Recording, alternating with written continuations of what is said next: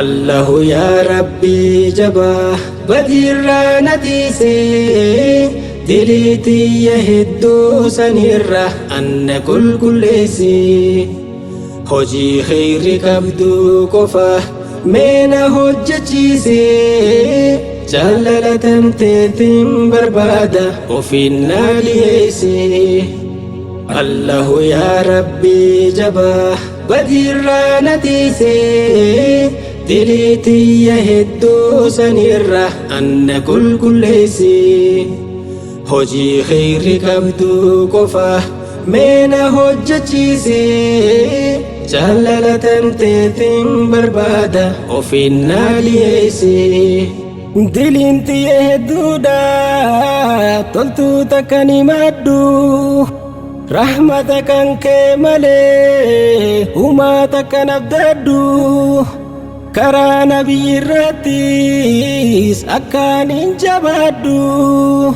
tan dabartee naaf dhiisime wilii badin hojjedhu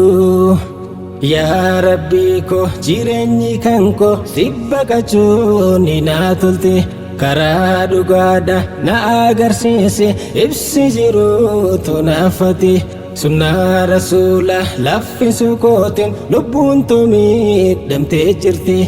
anda ifa sibbaqadheera meena jalaan didinnatee karaa sirrii irratti na qajeelchi jiruutu tan hafte na bareechi keessa qalbii tiyya na tolchi islaamummaan oolchi na bulchi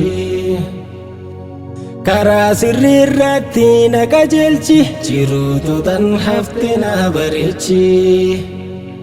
keessa qalbii tiyya na tolchi islaamummaan oolchi na bulchi. Al-Ghafuur summa qofaa kan hin abdadhe si gabbaruudhaaf humna tantoo jabeeffadhe du'aa'ii godhe araara sirraa kajeelladhe quraana fadiisaan buluuf mudhii tiyya hidhadhe wilii badii hojjechuun dhugaa nanaafuu hin taatu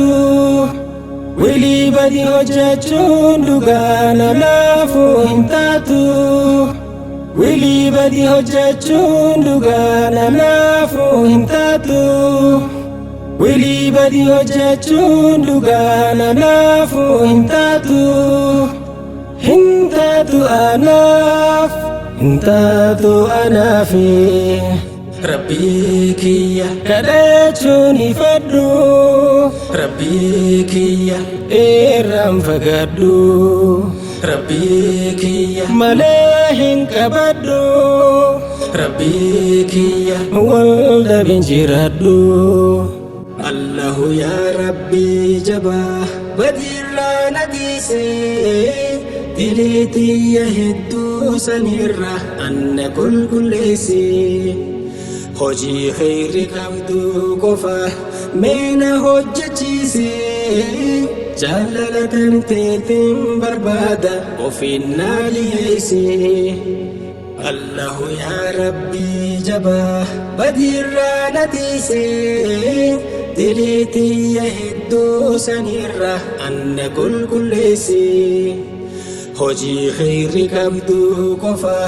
meena hojjechiisee jaalala tanteetiin barbaada ofiin naa dhiyeessee.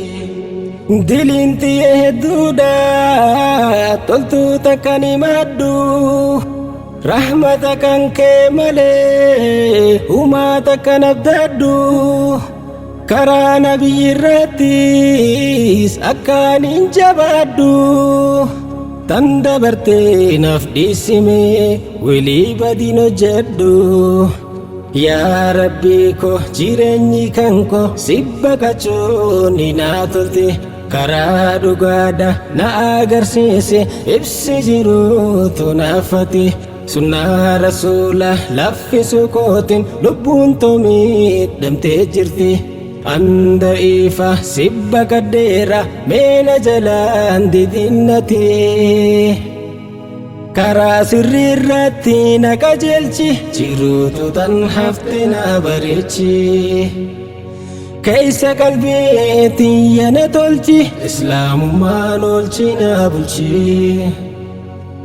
karaa sirriirratti na qajeelchi jiruutotan hafte na bareechi keessa qalbii tiyyana tolchi islaamummaan oolchina bulchi Al-Ghafuur summa qofaa kan hin abdadhe si gabbaruudhaaf humna tantoo jabeeffadhe du'aa'ii godhe araara sirraa kajeelladhe Quraana fadiisaan buluuf mudhii tiyya hidhadhe wilii badii hojjechuun dhugaana naafuu hin taatu wilii badii hojjechuun dhugaana naafuu hin taatu wilii badii hojjechuun dhugaana naafuu hin taatu wilii badii hojjechuun dhugaana naafuu hin taatu anaaf hin taatu anaafi Rabbii kiyya kadhachuun ifadhu Rabbii kiyya irraan fagaadhu Rabbii kiyya malee hin qabadhu